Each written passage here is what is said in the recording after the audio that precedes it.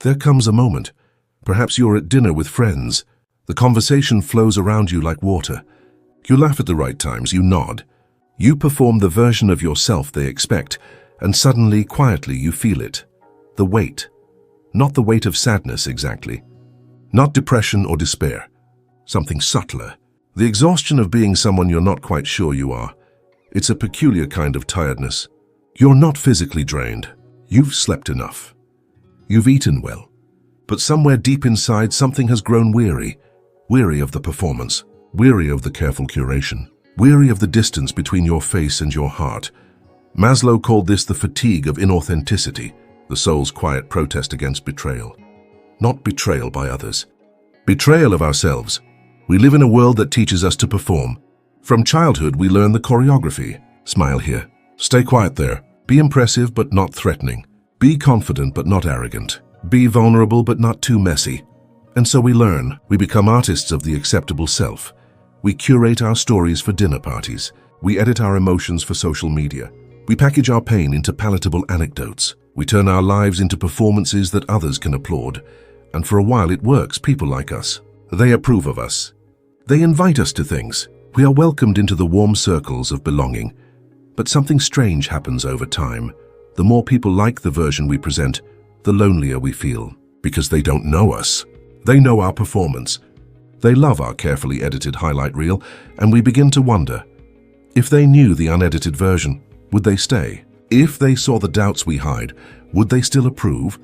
If they heard the thoughts we never speak, would they still invite us? This is the paradox that Maslow spent his life exploring. We crave belonging. We need to be seen, accepted, loved. It's not vanity or weakness. It's fundamental to being human. But we also crave authenticity. We need to be ourselves fully, without apology, to live from the inside out, not the outside in. And these two needs, belonging and authenticity, often feel at war, because to belong, we think we must conform.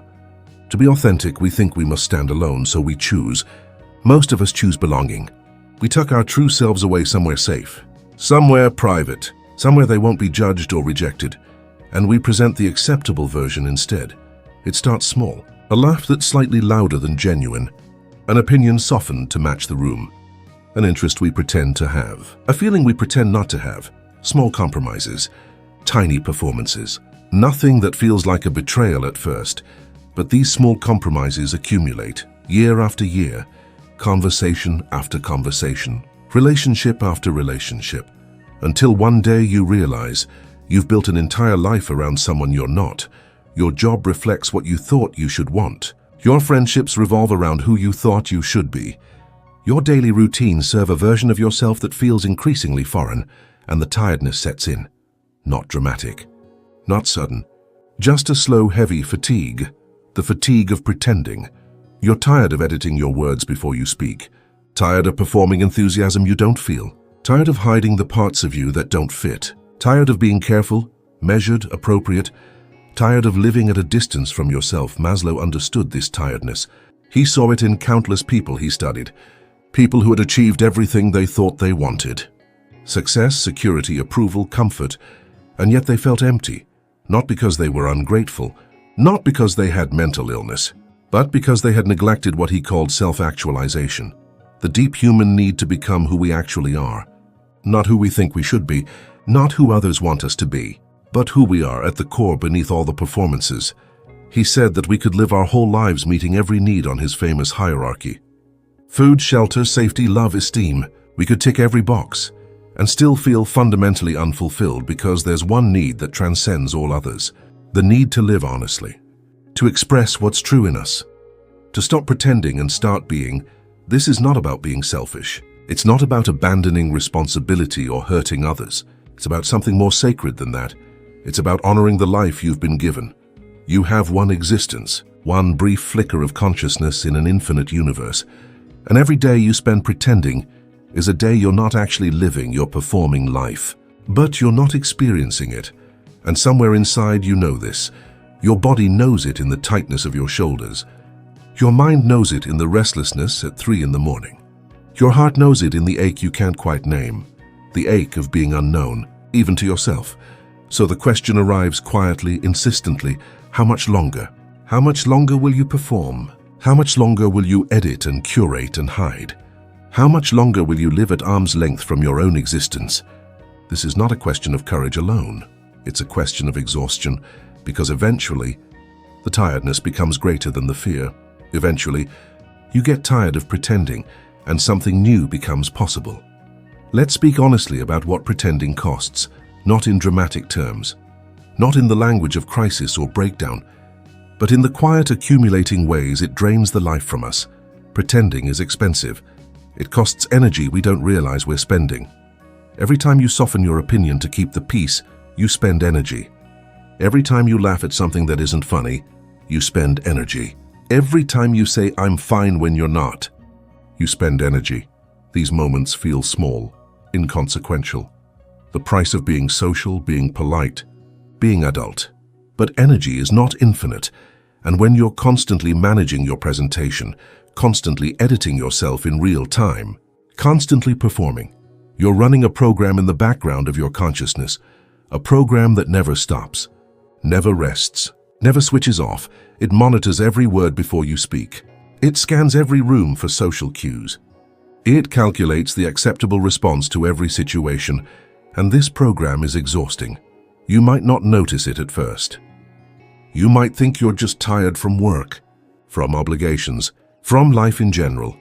But there's a difference between the tiredness that comes from honest effort and the fatigue that comes from inauthenticity. Honest effort replenishes itself. You work hard, you rest, you feel restored. But inauthenticity, it depletes you in ways that sleep cannot fix, because you're not just tired. You're estranged from yourself. Maslow wrote about this estrangement with remarkable clarity. He said that when we live inauthentically, we create what he called a false self. Not false in the sense of deceptive, false in the sense of constructed, a version of ourselves built to meet external demands, to earn approval, to avoid rejection, to fit into spaces that weren't made for our actual shape. And this false self becomes our interface with the world. It goes to work for us. It attends social gatherings for us. It makes polite conversation, maintains relationships, fulfills obligations. But it's not us. And the real us, the authentic self, gets pushed further and further into the background. It becomes the part we only meet in private, late at night, in the shower, during long drives alone.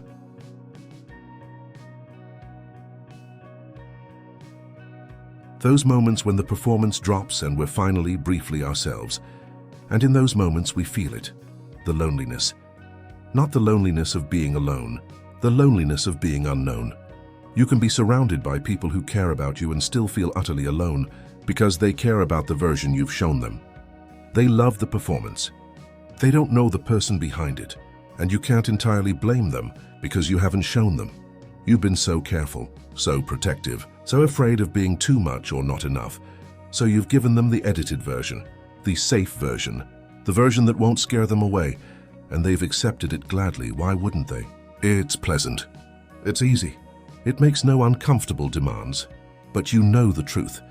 You know that if they really knew you, the doubts, the struggles, the strange thoughts at midnight, the parts of you that don't fit neatly into conversation, they might not stay. And this fear keeps you performing. But here's what makes the loneliness unbearable. It's not just that others don't know you. It's that you're losing touch with yourself. When you spend years performing, something strange happens. The boundary between performance and reality begins to blur. You start to forget what you actually think versus what you've said you think. You lose track of what you actually want versus what you've claimed to want. You can't remember what you genuinely feel versus what you've performed feeling. The false self doesn't just interface with others. It begins to colonize your inner life as well, until you're not quite sure anymore. Who am I beneath all this? This is the descent Maslow warned about. He said that when we abandon self-actualization, when we stop the process of becoming genuinely ourselves, we don't just plateau. We diminish. We become smaller versions of ourselves, not because we lack potential, but because we've locked that potential away to stay safe. And safety, while valuable, is not the same as aliveness. You can be completely safe and completely dead inside. Many people are. They've built lives of perfect security, good jobs, nice homes, stable relationships.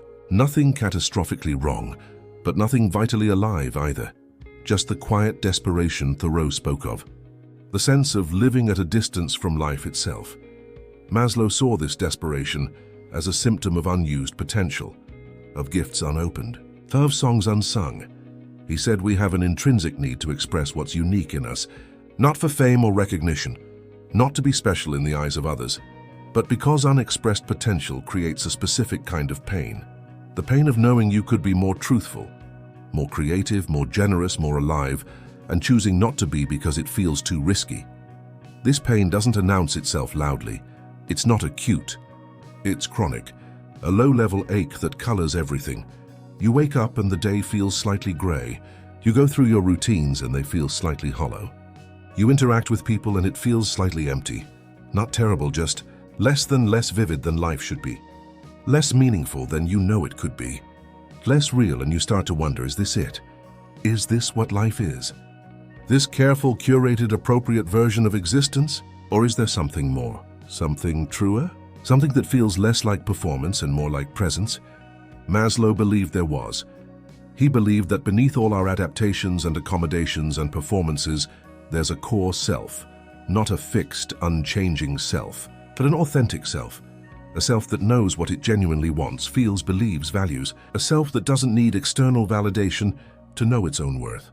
A self that can be present in its own life without constant self-monitoring. And he believed that meeting this self, truly meeting it, was one of life's essential tasks, not an optional luxury for the self-indulgent, but a fundamental human need, as necessary as food or love or meaning. But meeting this self requires something difficult. It requires descent, not the descent into dysfunction or crisis, the descent into honesty, the willingness to look at what you've been avoiding, to acknowledge the ways you've been performing, to admit the compromises you've made, to feel the full weight of the loneliness you've been carrying. This descent is not comfortable. It means facing the gap between who you are and who you've been pretending to be. It means acknowledging the years spent running from yourself. It means feeling the grief of all the unexpressed moments, the unspoken truths, the hidden parts. But Maslow believed this descent was necessary, because you cannot become yourself without first admitting you've been someone else. You cannot live authentically without first acknowledging the performance.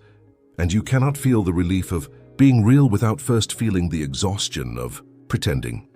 So the question becomes, are you tired enough yet? Tired enough to stop performing? Tired enough to risk being seen as you actually are?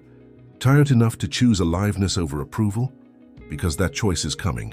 Maybe not today, maybe not tomorrow, but eventually. The tiredness will become greater than the fear. And when it does, something will shift. There's a moment in every honest life, a moment when pretending becomes more painful than the truth. It doesn't arrive with fanfare, no dramatic revelation, no crisis that forces your hand, just a quiet recognition. I cannot do this anymore, not with anger, not with despair, just simple, clear exhaustion. I am too tired to perform, too tired to edit, too tired to manage everyone's expectations, including my own. And in that exhaustion, something unexpected happens. Space opens. The space you've been filling with performance suddenly empties.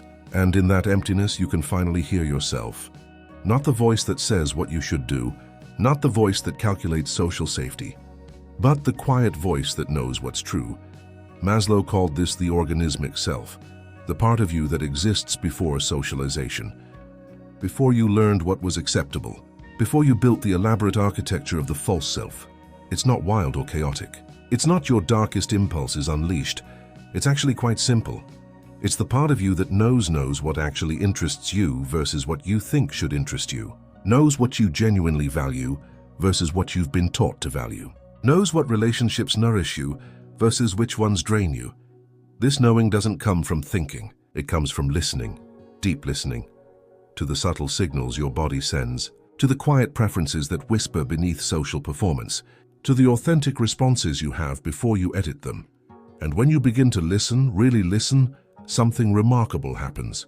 You start to trust yourself, not with arrogance, not with certainty about everything, but with a basic confidence in your own experience, the confidence to say, this is what I actually feel, not what I should feel, not what would be more convenient to feel, but what I actually feel. This is what Maslow meant by self-actualization, not becoming perfect, not achieving some idealized version of yourself, but becoming actual, real, present, honest, living from the inside out.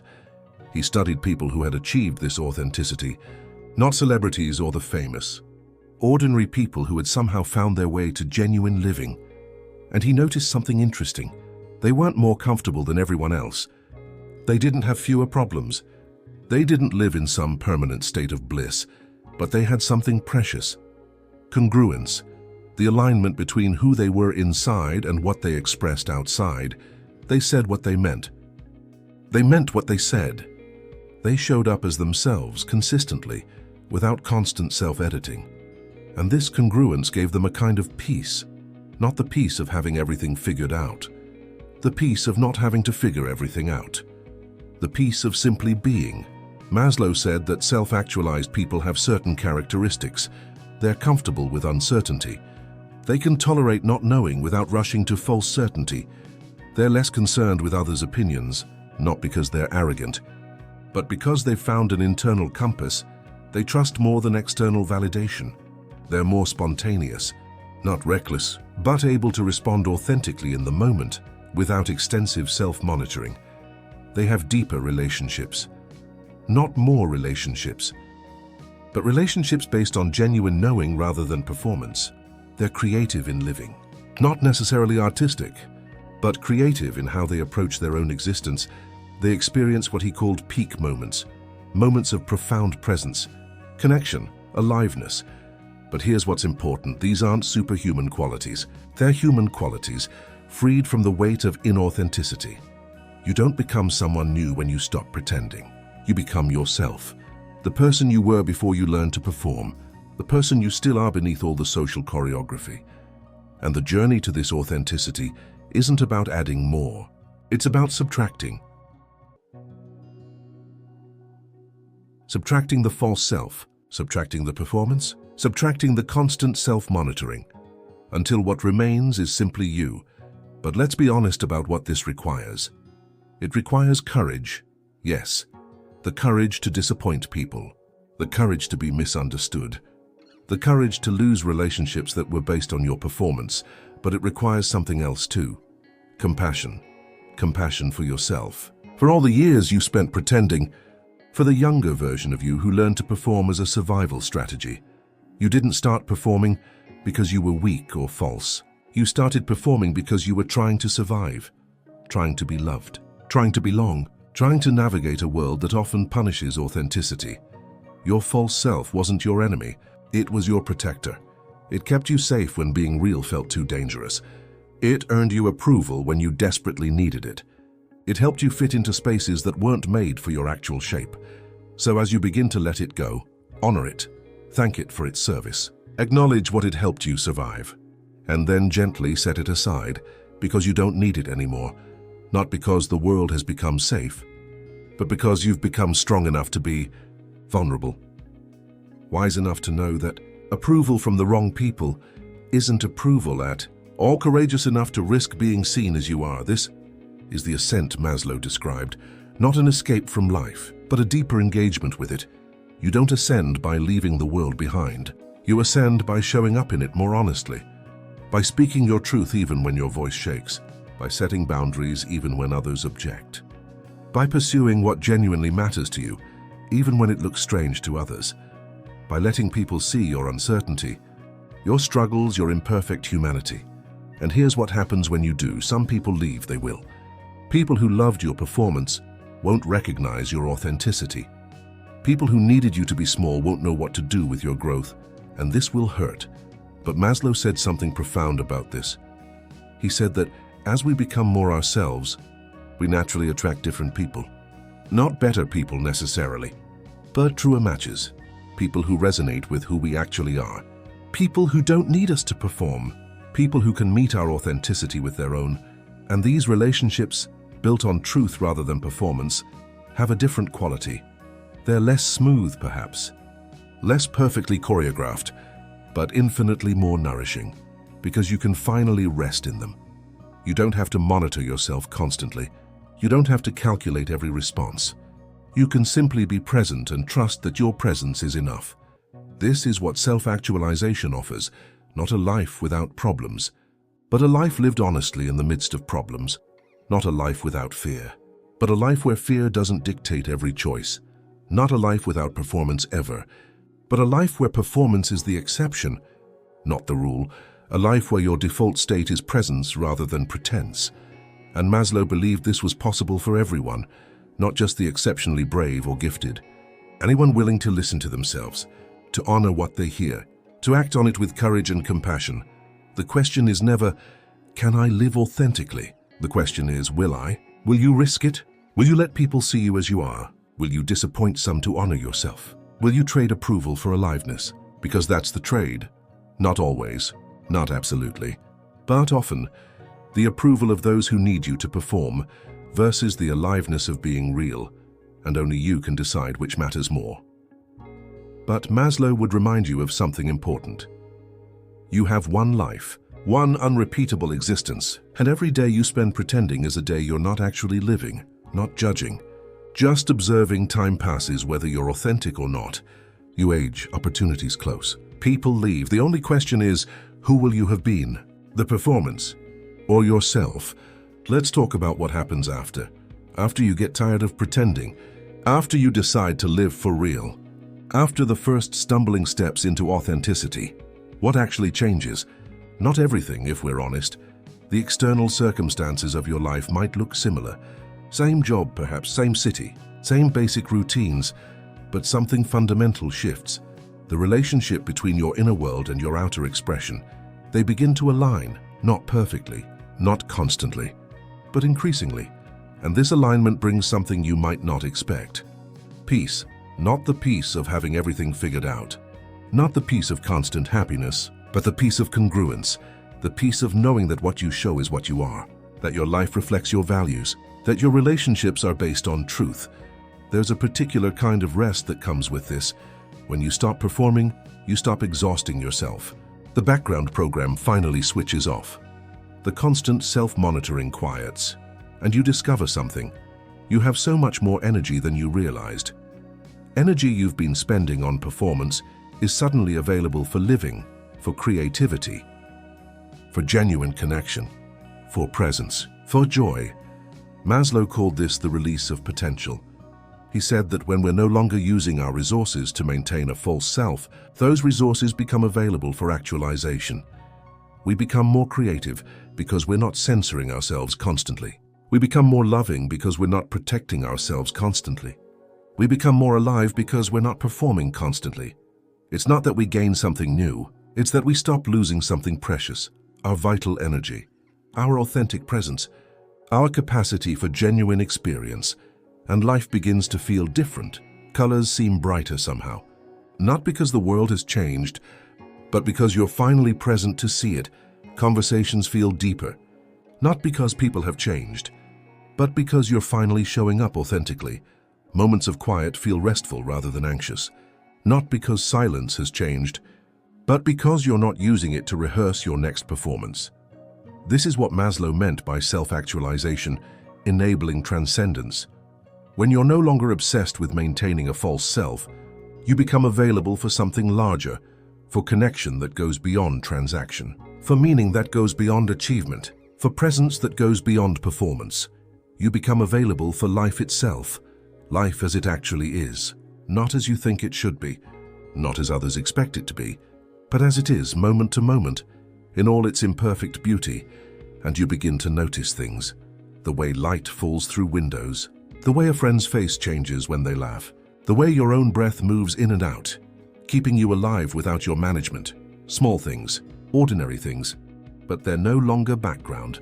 They become foreground because you're present, finally actually present, not planning the next thing, not reviewing the last thing, not performing for an imaginary audience, just here in this moment, in this body, in this life.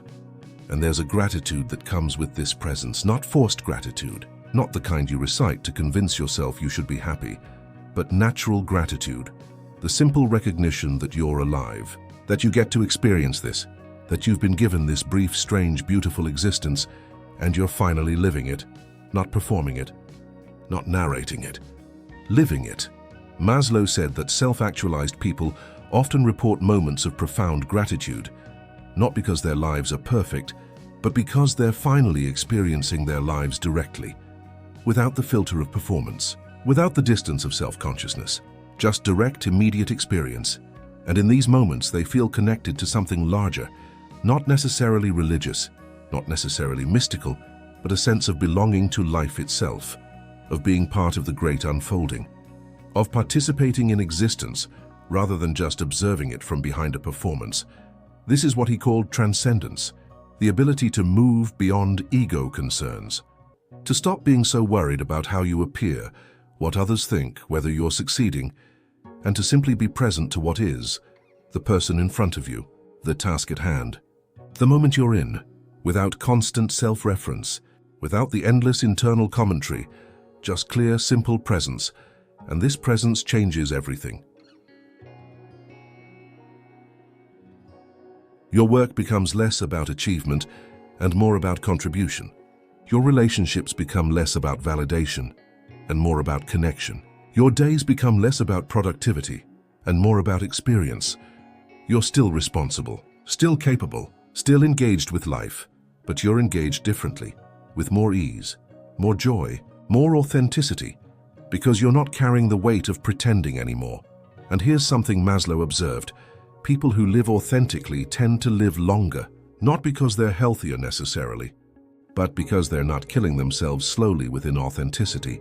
The stress of constant performance, the exhaustion of self-monitoring, the loneliness of being unknown, these things have a cost, not always visible, but real. And when we stop paying that cost, we have more life to live, more energy, more presence, more capacity for joy and meaning and connection. So what does it look like practically to live for real? It's simpler than you might think. It's saying, actually, I don't agree when you don't. It's saying, I need to be alone when you do. It's pursuing interests that genuinely fascinate you, even if no one else understands. It's setting boundaries with people you love. It's disappointing others sometimes to honor yourself. It's being imperfect publicly rather than perfect privately. It's showing up as you are, tired when you're tired, uncertain when you're uncertain, joyful when you're joyful, struggling when you're struggling, not performing any of it, just experiencing and expressing it honestly. And this honesty creates something unexpected. It gives others permission. Permission to be real themselves. Permission to drop their performances. Permission to be human in all its messy complexity. Your authenticity doesn't just free you. It creates space for others to be free too. This is what Maslow meant when he said, self-actualization serves something larger. It's not selfish to be authentic. It's generous, because authentic people make the world safer for honesty. They demonstrate that it's possible to be real and still be okay, to be vulnerable and still be strong, to be imperfect and still be worthy. And the world needs this demonstration desperately. In a culture of performance and curation and carefully managed images, authenticity is revolutionary. It reminds us that we're human, that we're all struggling, that we're all uncertain, that we're all just trying to figure this out, and we can do it together honestly, without pretending we have it all figured out.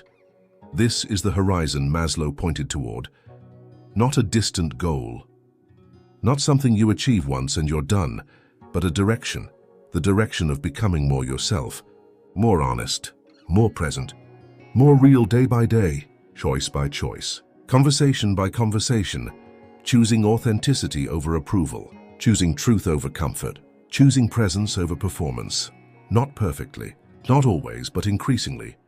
And as you move in this direction, something opens, not just in your life, but in you, a spaciousness. The spaciousness to be uncertain without anxiety, to be imperfect without shame, to be yourself without apology. And in that spaciousness, you finally rest, not because everything is resolved, but because you've stopped fighting yourself. You've stopped trying to be someone you're not. You've stopped exhausting yourself with performance.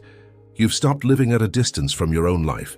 You've come home to yourself, to this moment, to this strange, brief, precious existence, and you're finally living it for real. Maslow would say this is enough, not that your work is done, not that you've achieved some final state, but that you're engaged in the essential human project, becoming yourself. And that project, pursued honestly, is its own reward. It doesn't lead somewhere else. It is the somewhere, this moment, this presence, this authenticity. This is it, not the preparation for life, not the performance of life, but life itself. And when you stop pretending and start living for real, you discover something.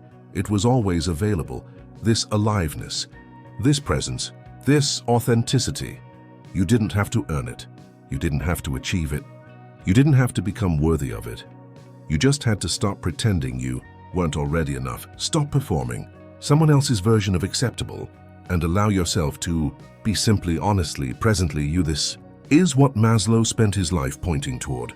Not a distant ideal, not a superhuman achievement, but the simple, radical act of being yourself in a world that constantly asks you to be something else. And when you finally allow this, when you finally stop pretending and decide to live for real, you discover what you've been looking for all along. Not out there, not in achievement or approval or perfect circumstances, but here, in the quiet relief of being known by yourself, by others, by life itself. And in that relief there is peace, the peace of coming home to yourself at last.